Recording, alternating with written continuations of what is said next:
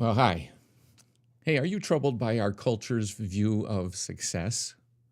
Money, fame, power, victory, achievement, beauty, influence. You realize that 99.9% of us have no chance of success, if that's what it is, right? Yet we still get caught up in the hype. So, how do you shift our focus? And how do we notice people of real success all around us? And can we shift our focus, our culture's focus too? Well, hi, if we haven't met yet, I'm Doug Newton, pastor for 45 years, a national award-winning magazine editor, author of 24 books, and this is At the Intersection with Doug Newton, where scripture, culture, and character meet. And I'm here to help you pursue the kind of character needed to align with Scripture faithfully and engage culture graciously. Well, we're in our season 2 of At the Intersection with Doug Newton. And my goal in our troubled culture is to help you focus on good character and then to find it in the Bible and then flesh it out in your life. So if you would, follow along with me, and I guarantee you will relate to your corner of the world with exemplary grace and fresh impact. Now, this is a no gripe zone, remember. Our question is not what's wrong with our culture. It's about what's the right way to respond. So you ready? Here we go. So I've been thinking, but before I tell you what I've been thinking, I need to let you know that the following 4 vignettes are based on experiences that I've had with real people. Now, the names and the specific situations have been altered, but still, they represent the exact nature of what I observed. So, 4 vignettes. Outside the window at an airport snack shop sit huge jets, portals to destinations for world travelers. But inside, a little African lady cleans up after those travelers. They hurry off to exotic places. She picks up their garbage. Now, she never lifts her head as if looking up would invite pity that she doesn't want to face. But people probably wonder, what's her problem that leaves her here tending trash? Well, it turns out she came to America because her husband answered a call to pastor a Rwandan refugee church in the United States. In her home country, she was deputy to the director of finance for her nation. But unfortunately, the language barrier here left her no options beyond custodial work. Vignette number 2. A group of folks from the church decide to have a get-together at the Mackenzies after the Sunday morning service, and the cars were already crowding the large driveway and spilling out onto the street when Jack Kramer pulled in his 1994 Mazda pickup truck into a small spot that most of the other vehicles couldn't even squeeze into. And the contrast is stark. There were, towering SUVs, the biggest type, and sleek sedans gleaming in the Sunday sunshine. Most are probably no more than 1 or 2 years old, if not new, but then there is Jack's. Any shine on his truck has long since been rubbed away by the rain and the rust. But it runs, Jack always says apologetically. That leaves the people, though, wondering, when they see his truck, what is his problem that he can't afford something better, something newer? Well, it turns out Jack made a decision about 15 years ago not to put money into a new car when children in Ethiopia were going blind from the lack of one simple vitamin. So he adjusted his lifestyle so that he could do something about that with his funds and accepted the indignity of looking junky when he pulls up anywhere in his car. Vignette number 3. Mary is 33 and still single. She's plump. There's no politically correct way to say it. But she has the proverbial nice personality. I mean, how many times she's heard that condescending comment conjoined with something like, I don't understand why you've never been married. You have such a nice, there it is. I mean, hearing that phrase emphasizes the unspoken conclusion that she knows everyone is thinking, what's Mary's problem that she isn't married yet?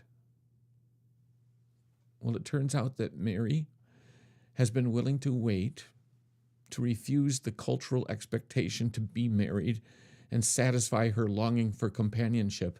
Unlike many people, when she was in her 20s, she did not manipulate her life situation in order to manufacture a mate. Instead, she decided that her first passion was to love God with all her heart and leave the marriage issue in his hands. And now finally, vignette number 4. Pastor Ron Smith attends a gathering of colleague pastors. They sit in a circle and share about their church's interesting programs, what's going on, the vision for the future, and then unavoidably it always comes around to attendance figures. And Pastor Ron winces as the circle turns toward him. I mean, this is his 14th year in the same church, sitting in this same annual circle, giving reports about how things are going in the church. And his church still hovers around 60, 62 people at the tattered edge of the city, ragged with empty shopping plazas where giant ghost letters spelling Kmart or Discount City show where the lighted signs used to hang. And even as he shares about his church, he knows what they're thinking. What's Ron's problem that his church hasn't grown? Well, it turns out Pastor Ron chooses to serve his people as a real pastor.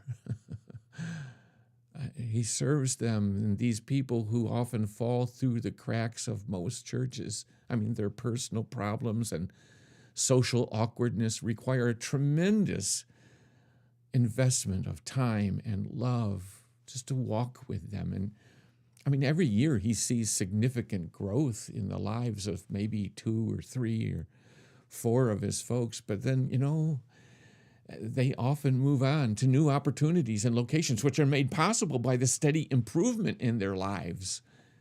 So they come and they go.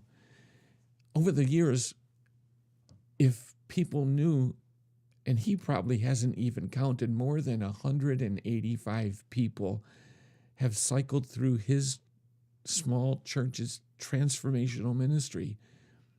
But the unimpressive attendance captures no one's attention. But the question gets raised. What's wrong with Pastor Ron as a leader?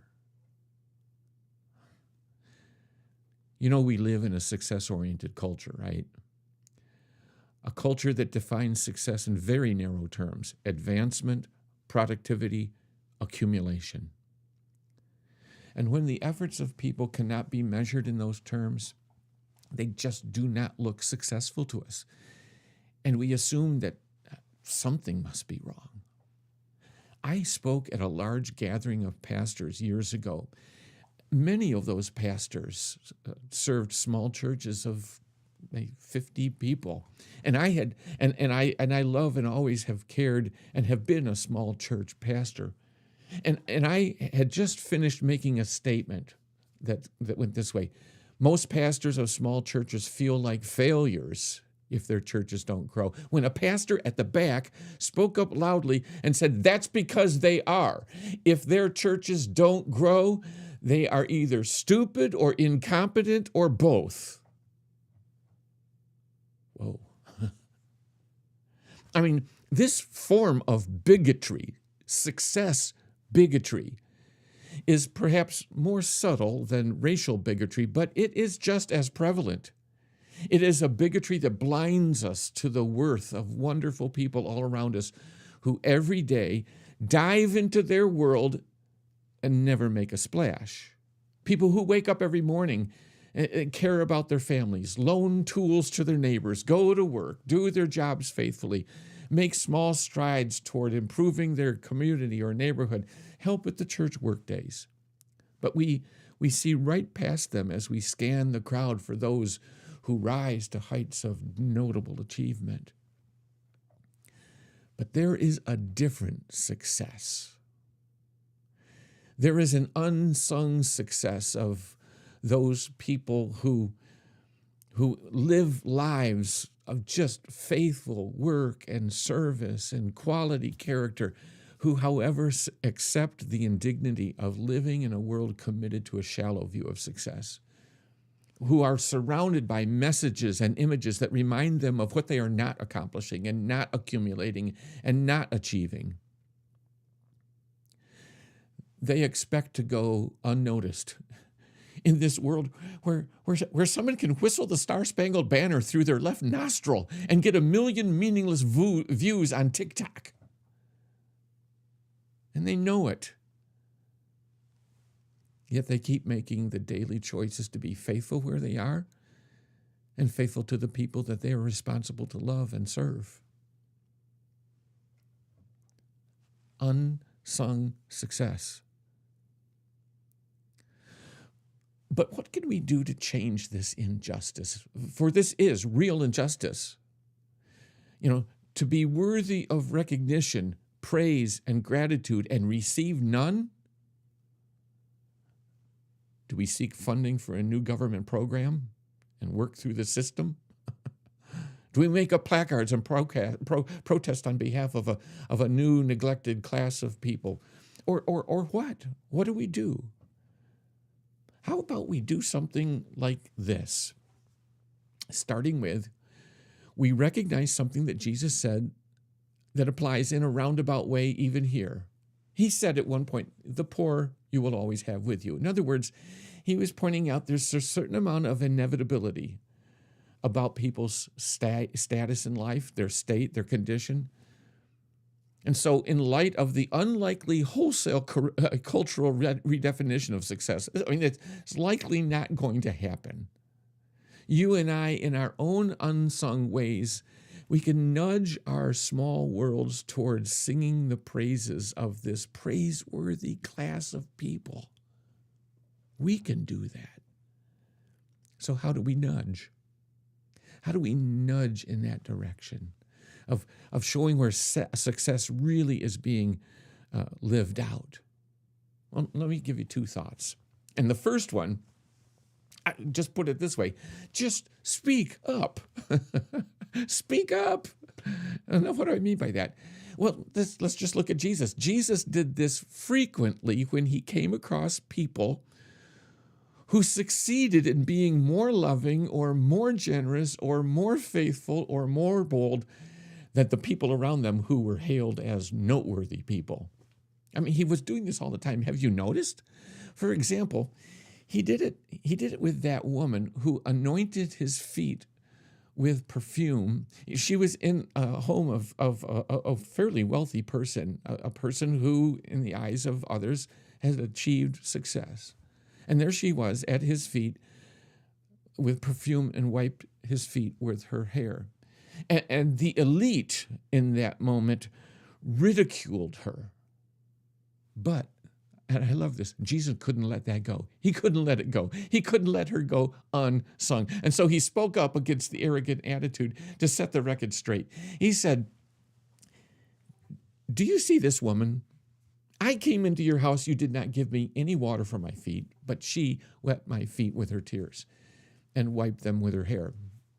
You didn't give me a kiss, but this woman, from the time I entered, has not stopped kissing my feet. You did not put oil on my head, but she poured perfume on my feet. And therefore I tell you, her many sins have been forgiven, for she loved much." Success, right? In that most important way. And then said, but he who's been forgiven little loves little. He spoke up and sung the praises of the unsung person. Or there was a time he watched the people, the rich people entering the temple, proudly putting good chunks of money into the offering for the poor. But he couldn't help but speak up when a poor widow gave 1 thin cent. And calling his disciples to him, Jesus said, I tell you the truth, this poor widow has put more into the treasury than all the others. They gave out of their wealth, but she, out of her poverty, put in everything, all she had to live on. She was a success in generosity. And Jesus called it out. He spoke up. He said it. He pointed it out. Or there was the time a Roman centurion pleaded for Jesus to heal his paralyzed servant. But he insisted Jesus should not debase himself by traveling all the way to his town and entering into his home. And he said, but say the word and my servant will be healed. And again, Jesus could not help but speak up in the face of those around who were viewed as religious elite and point to the real success of this man's faith. He said, I tell you the truth, I have not found anyone in Israel with such great faith.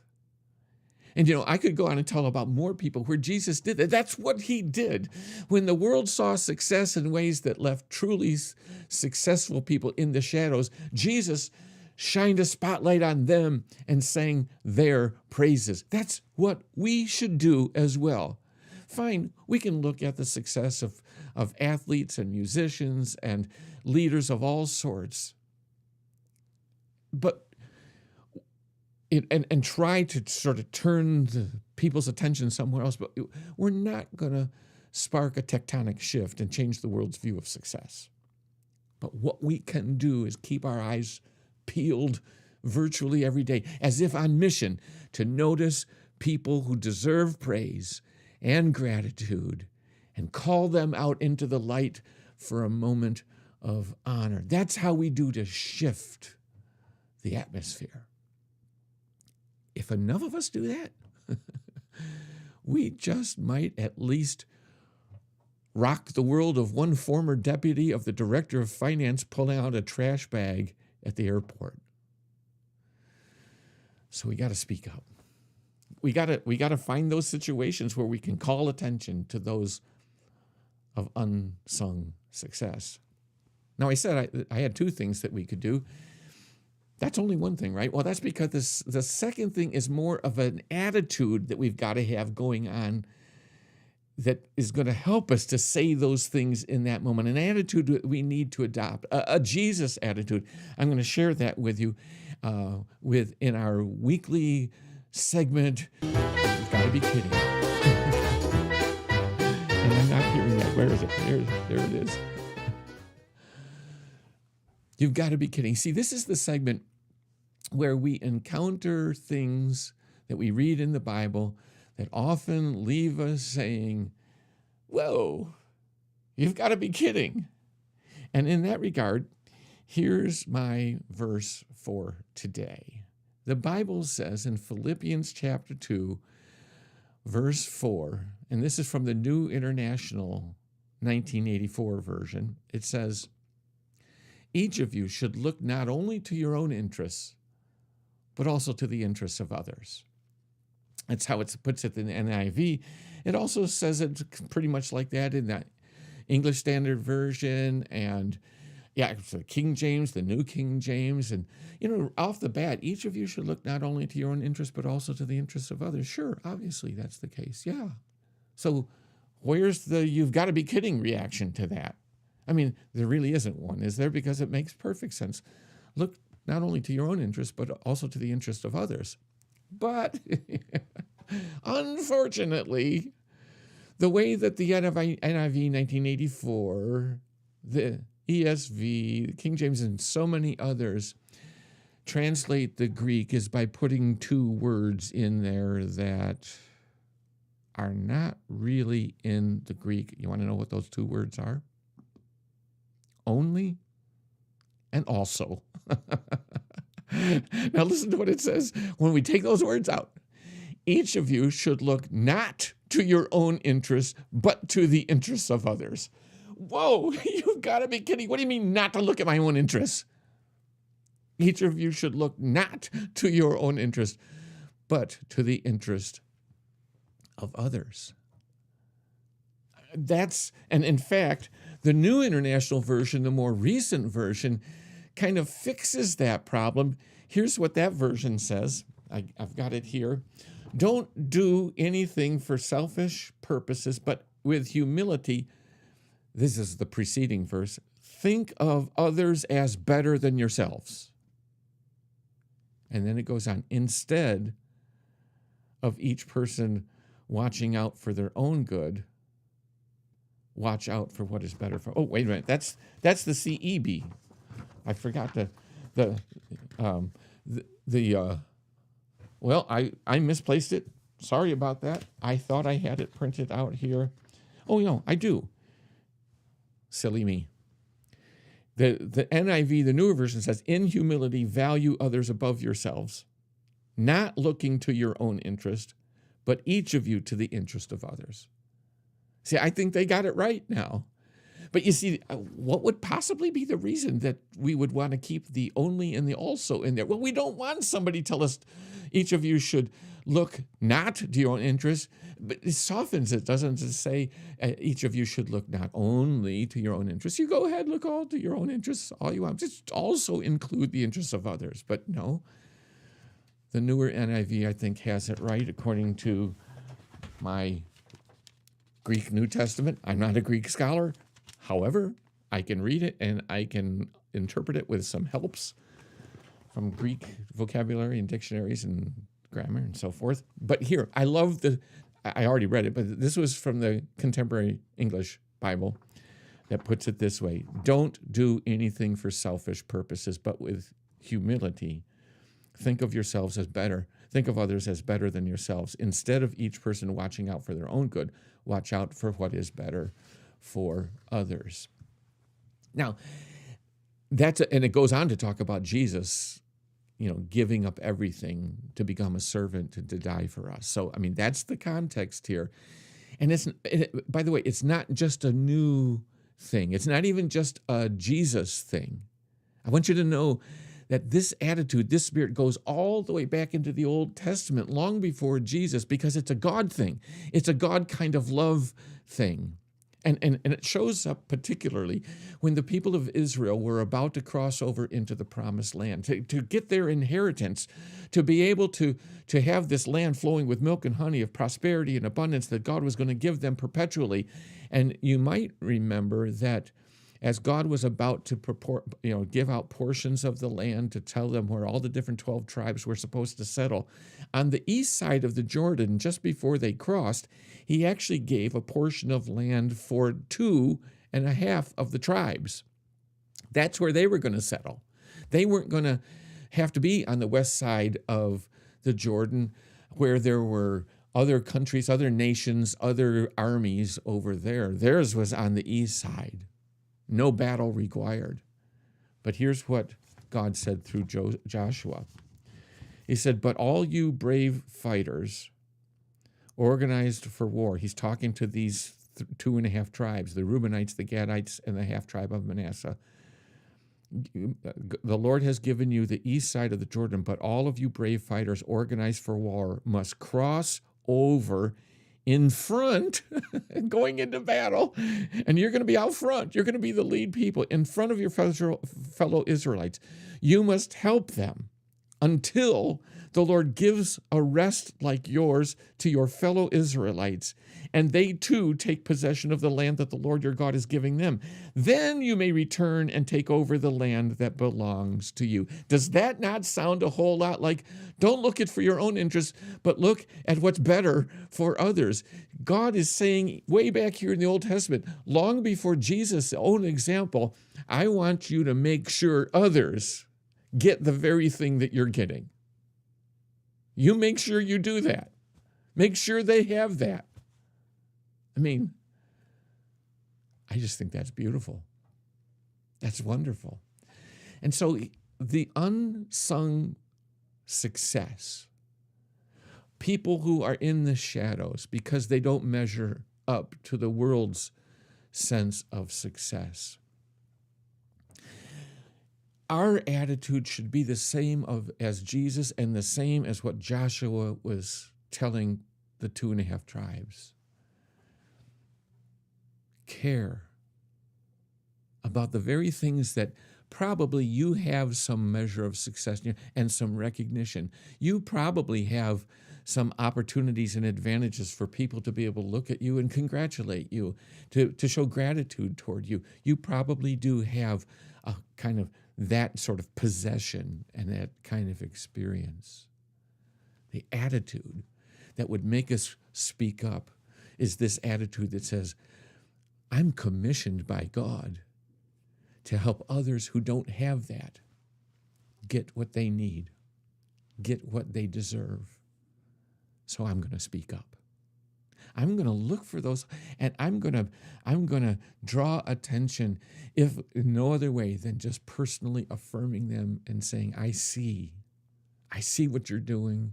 I see your faithfulness. I see your works of humble service. I see what you're doing day in, day out, being faithful. I see you. And to even find times where you say that, maybe in the presence of other people like Jesus did. Not to shame some elite people, but just to at least call attention to the unsung success of these folks. Well, there you have it. I hope you put it into practice in your life. Now, if you remember, I am looking for people to write in to ask the dad questions. And, so far, as we're kind of growing in interest, haven't gotten any particular ones. And that's okay. It really is. We don't want to, have anybody do it. But, there's got to be some questions that you might have about character and how good character acts in a very complex and kind of distorted moral world that we live in, right? So if you got a situation like that, just go ahead and write it in. And you can even kind of keep it anonymous. I'll have your email address, but you don't have to even necessarily sign it. I'd love to be able to take up one of those questions and answer the kind of questions that you might have. But in the meantime, I would love to have you also just write in an email, give some feedback, and subscribe to the channel on YouTube. And now next week, just before I close out, next week I want to let you know that in this vein of talking about success, I have an interview that I did with a former Indiana State Senator, John Crane. And I've been sitting on this interview for way too long, but I had the privilege of not only interviewing him, but watching his retirement ceremony in the state Senate building. And it was amazing because even though certainly he's a person who has achieved some success in many ways, and he didn't retire because of old age, he retired to start an institute in leadership. But I want to share that interview with you next week. He's a person worth admiring, which is important to developing character. But I want to share that interview with you because what you're going to see in that interview is the true nature of success. And though he, again, achieved some political success, it's the person that he is and the impact that he had and the influence that he had that came from elements of success that our culture does not reward. So with all of that in mind, I just ask you to go ahead and tune in next week. I'm so glad that you were here today, and I will see you next week.